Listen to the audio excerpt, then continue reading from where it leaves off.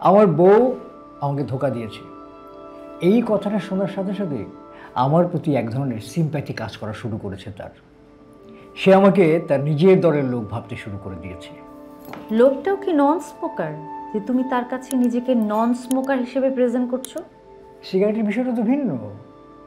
সে যখন আমাকে সিগারেট খাওয়াটা অফার করলো তখন আমি তাকে না করে দিয়েছি। সে জানে স্মোকিং ইজ হার্মফুল, আর স্মোক করার ব্যাপারে তার নিজেরও একটা গিল্ট কাজ করছে। যখন সে জানলো যে আমি নন স্মোকার, তখন আমার প্রতি তার ভরসাটা অনেক বেড়ে গেল।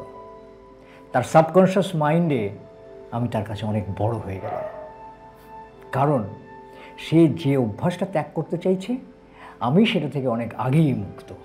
ওয়েট ওয়েট, সে যে স্মোকিংকে হার্মফুল মনে করে আর সেটা যে ত্যাগ করতে চাইছে, মানে সিগারেট ছাড়তে চাইছে, তুমি এটা কি করে জানলে?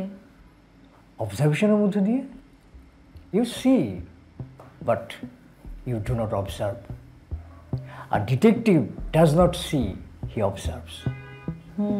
আমি তার টেবিলে সিগারেট ছাড়ার ব্যাপারে ব্যবহৃত ওই নিকোটিন চুইংগামের প্যাকেটটা দেখেছি। সে সিগারেট ছাড়তে চাইছে বাট পারছে না। এই সিগারেট খাওয়া নিয়ে তার ভেতরে এক ধরনের গিল্ট কাজ করছে। এই সে, তুমি, লোকটা, এগুলো শুনতে শুনতে না আমার কান পেকে যাচ্ছে। এই লোকটার কি কোনো নাম নেই? আছে আছে, রিফাত। আর বউয়ের নাম হচ্ছে রূপা। রিফাত, রূপা, দুইটা আর।